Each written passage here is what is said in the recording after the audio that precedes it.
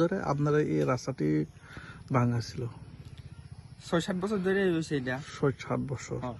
আপনারা এই এলাকায় বিধায়ক এই এলাকায় ইএম কি আশ্বাস দিয়েছে আপনারাকে?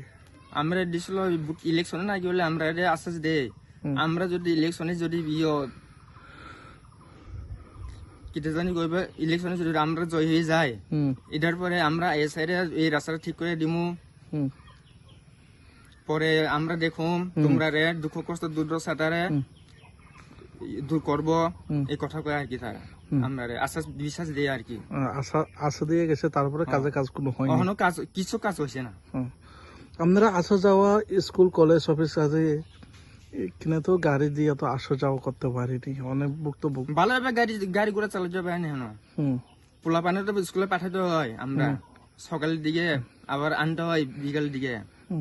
ছোট ছোট পোলা পান তো তারা পাঠাইতে হইব তো স্কুলে। আইতে যাতে কষ্ট অনেক সুবিধা অসুবিধা আছে তো। আমরা এই রাস্তায় গিয়ে দেখো না কি রকমের রয়েছে, এটা বাঙ্গাচোরার মতো হয়ে গেছে এই রাস্তাটা। তারপরে আপনারা এই এলাকায় বিধায়ক, এই এলাকায় কে কি বলবেন? বর্তমান সরকারকে কি আবেদন করবেন? আমরা তার কইতেছি আমরা এই রাস্তা একটু দেখুন, আমরা শুধু আমরা অন্য কোনো সুযোগ সুবিধা না দিলেও এই রাস্তা দিয়ে শুরু রাস্তাটা আমরা ঠিক করে দিলেও আগে, এটা কইতেছি আমরা তারা।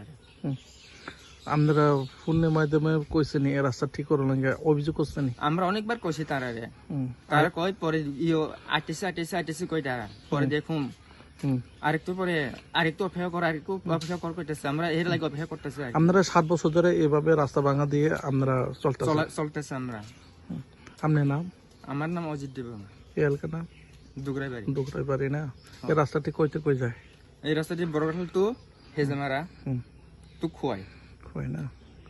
অসংখ্য ধন্যবাদ।